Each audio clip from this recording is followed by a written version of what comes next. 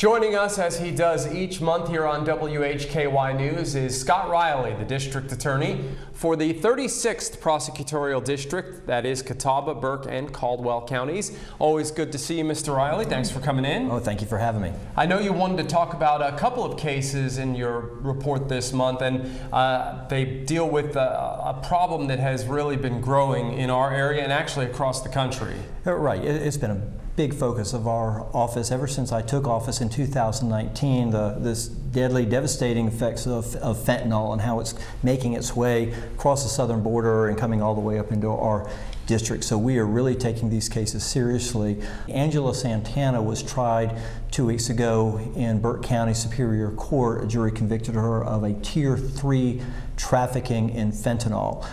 Anytime you're charged with trafficking, it means the weight is a lot of drugs. A Tier 3 trafficking is the most that you can have in state court.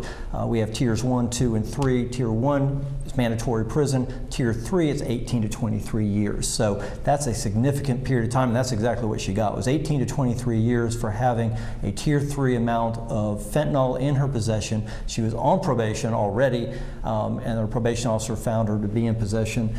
So I was very thankful that the jury found her guilty, and hopefully this will send a deterrent effect to other people selling and using this deadly, devastating fentanyl. And you have another case you want to talk about as well. Right. On the other side of it is all these overdoses because of the people that are pushing this fentanyl. People are dying of these overdoses, and we are trying our very best to prosecute the people who are giving or selling the drugs to these victims who are overdosing and dying. Kayla Brown was found guilty in Caldwell County Superior Court of death by distribution for selling a substance to a victim who took it and unfortunately died. In this case, a witness came forward who had also purchased from Miss Brown and actually sent Miss Brown a picture of her in the hospital on a ventilator, and text messenger said, "This is what you're doing to me. I took this drug and I overdosed. I almost died." So Miss Brown was certainly on notice that what she was selling was deadly, yet she continued to do so. As I said at the beginning, this problem has not been reduced in recent years. It's actually gotten worse. Unfortunately, that's true, and that's why we're trying to focus on these type of cases, whether you're selling, whether you're giving,